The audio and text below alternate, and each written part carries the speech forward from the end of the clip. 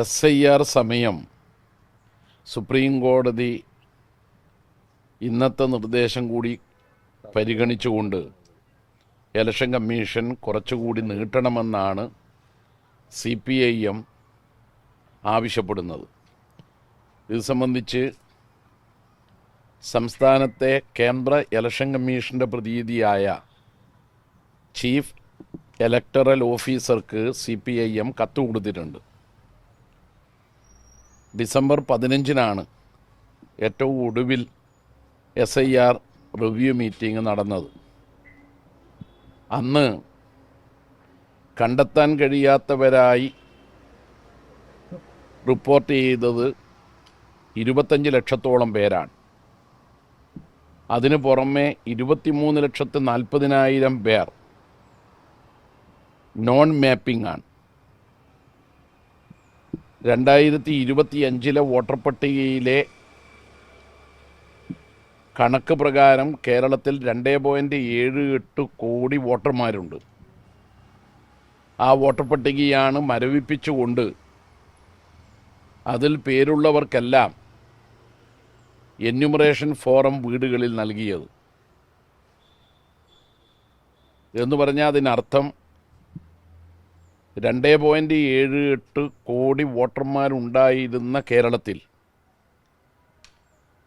SIRോടുകൂടി അതിൽപ്പെടുന്ന 23,40,000 പേർക്ക് non mapping ആയതുകൊണ്ട്, രക്ഷിതാക്കളുടെ വിശദാംശങ്ങൾ രേഖപ്പെടുത്താത്തതുകൊണ്ട് അവർ കരട് വോട്ടർ പട്ടികയിൽ പേരില്ലാത്തവരായി മാറും എന്ന ആശങ്ക നല്ലതുപോലെയുണ്ട്. രണ്ടാമത്തെ വിഭാഗത്തിൽപ്പെടുന്നതാണ് ഇലക്ഷൻ കമ്മീഷൻ തന്നെ പ്രസിദ്ധീകരിച്ച വെബ്സൈറ്റിൽ പറയുന്ന 25 ലക്ഷത്തോളം കണ്ടെത്താൻ കഴിയാത്തവർ. ഇത് കാസർഗോഡ് ജില്ലയിലെ തൃക്കരിപ്പൂർ നിയോജക മണ്ഡലത്തിലെ 177 നമ്പർ പോളിംഗ് സ്റ്റേഷനിലെ ഇലക്ഷൻ കമ്മീഷൻ ഔദ്യോഗിക വെബ്സൈറ്റിൽ പ്രസിദ്ധീകരിച്ച കണ്ടെത്താൻ കഴിയാത്തവരടക്കമുള്ള 121 പേരുടെ ലിസ്റ്റാണ്. ഈ ലിസ്റ്റ് കിട്ടിയത് ഡിസംബർ 18 ഇന്നാണ്. ഡിസംബർ 15 തന്നെ ഞങ്ങൾ ആവശ്യപ്പെട്ടിരുന്നു ഇലക്ഷൻ കമ്മീഷനോട്, എല്ലാ രാഷ്ട്രീയ പാർട്ടികളും കണ്ടെത്താൻ കഴിയാത്തവരടക്കമുള്ള 25 ലക്ഷം പേരുടെ ലിസ്റ്റ് വോട്ടർ പട്ടിക നൽകുന്നത് പോലെ താലൂക്ക് തലത്തിൽ രാഷ്ട്രീയ പാർട്ടികൾക്ക് നൽകണം. പോളിംഗ് സ്റ്റേഷൻ അടിസ്ഥാനത്തിലായിരിക്കണം നൽകേണ്ടത്. അതിൻ്റെ കോപ്പി കിട്ടിയാൽ ഞങ്ങൾ ഈ കണ്ടെത്താൻ കഴിയാത്തവരടക്കമുള്ളവരുടെ കാര്യത്തിൽ ഒരു ഗൃഹസന്ദർശനം നടത്തി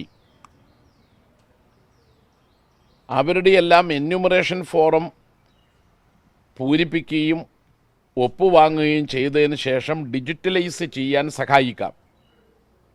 ഇതാണ് ഞങ്ങൾ പറഞ്ഞത്. കാരണം ചീഫ് ഇലക്ടറൽ ഓഫീസർ എല്ലാ രാഷ്ട്രീയ പാർട്ടികളുടെയും സഹായം തേടുകയുണ്ടായി. അങ്ങനെ സഹായം തേടാനുള്ളതിന് കാരണം കേരളത്തിൽ 50 ലക്ഷത്തോളം പേരുടെ വോട്ട് നഷ്ടപ്പെടാൻ ഇടയാവുന്ന അതീവ ഗൗരവതരമായ ഒരു സാഹചര്യമാണ് ഉണ്ടാവുക എന്ന് മനസ്സിലാക്കിക്കൊണ്ടാണ് ഞങ്ങൾ ചീഫ് ഇലക്ഷൻ ഓഫീസറുടെ എല്ലാ നടപടികളുമായി സഹകരിക്കാമെന്ന് പറഞ്ഞുകൊണ്ട് ലിസ്റ്റിന് ആവശ്യപ്പെട്ടു. ലിസ്റ്റ് പ്രസിദ്ധീകരിച്ചത് ആഗസ്റ്റ് 17-നാണെങ്കിലും ലിസ്റ്റ് പോളിംഗ് സ്റ്റേഷൻ അടിസ്ഥാനത്തിൽ ലഭിച്ചത് ആഗസ്റ്റ് 18 ഇന്നാണ്. ആഗസ്റ്റ് 17 ഓരോ വോട്ടർക്കും മാത്രമേ ആ ലിസ്റ്റിൽ നിന്ന് കാര്യങ്ങൾ മനസ്സിലാക്കാൻ കഴിയുകയുള്ളൂ. അതുകൊണ്ട് കാര്യമില്ല. രാഷ്ട്രീയ പാർട്ടികൾക്ക് ഇതിൽ ഇടപെടാൻ കഴിയണമെങ്കിൽ രാഷ്ട്രീയ പാർട്ടി പ്രതീതികളായ BLA മാർക്ക് പോളിംഗ് സ്റ്റേഷൻ അടിസ്ഥാനത്തിൽ BLOമാരുമായി സഹകരിച്ച് വോട്ട് നഷ്ടപ്പെടാതെ എല്ലാവരെയും കണ്ടെത്താൻ കഴിയണമെങ്കിൽ ലിസ്റ്റ് വേണം. ലിസ്റ്റ് ഇന്നാണ് കിട്ടിയത്. സുപ്രീം കോടതി ഇന്ന് കേസ് പരിഗണിക്കുകയുണ്ടായി. സുപ്രീം കോടതിയിൽ ഇക്കാര്യം CPIMൻ്റെ അഭിഭാഷകൻ ചൂണ്ടിക്കാണിക്കുകയുണ്ടായി. സർക്കാരിന് വേണ്ടി ഹാജരായ അഭിഭാഷകനും കാര്യങ്ങൾ വിശദീകരിക്കുകയുണ്ടായി.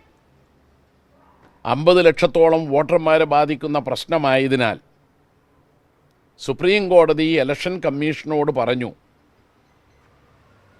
നേരത്തെ ചെയ്തതുപോലെ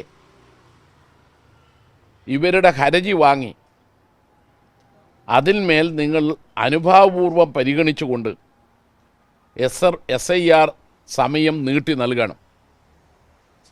ആ സുപ്രീം കോടതി നിർദ്ദേശത്തെ തുടർന്നാണ് ഞങ്ങളൊരു കത്ത് CEO-വിന് നൽകിയിട്ടുള്ളത്. ഇതിലെ പ്രശ്നമെന്തെന്ന് ചോദിച്ചാൽ, ബൂത്ത് ലെവൽ ഓഫീസർമാർ 23,40,000 വരുന്ന വോട്ടുകളുടെ കാര്യത്തിൽ മാപ്പ് ചെയ്യാതെയാണ് ഡിജിറ്റലൈസ് ചെയ്തത്. എന്ന് പറഞ്ഞാൽ അതിൻ്റെ അർത്ഥം അവരുടെ രക്ഷിതാക്കളുടെ അവർക്ക് വോട്ടുണ്ടോ എന്നത് സംബന്ധിച്ച വിശദാംശങ്ങളടങ്ങുന്ന രേഖകൾ എന്യൂമറേഷൻ ഫോറത്തോടൊപ്പം നൽകിയിട്ടില്ല എന്നാണ് അർത്ഥം. അങ്ങനെ നോൺ മാപ്പിംഗ് ആയിട്ടുള്ള എന്യൂമറേഷൻ ഫോറം റിജക്റ്റ് ചെയ്യപ്പെടും. വോട്ടർ പട്ടികയിൽ പേരുണ്ടാവില്ല. അങ്ങനെ 23,40,000 വോട്ടർ പട്ടികയിൽ പേരില്ലാതെ വന്നാൽ അതിനോടൊപ്പമാണ് കണ്ടെത്താൻ കഴിയാത്തവരടക്കമുള്ള 25 ലക്ഷം പേരും ചേരുക. മൊത്തം ഏതാണ്ട് 50 ലക്ഷത്തോളം വരും. ഇതൊരു ഗൗരവമായ വിഷയമാണ്.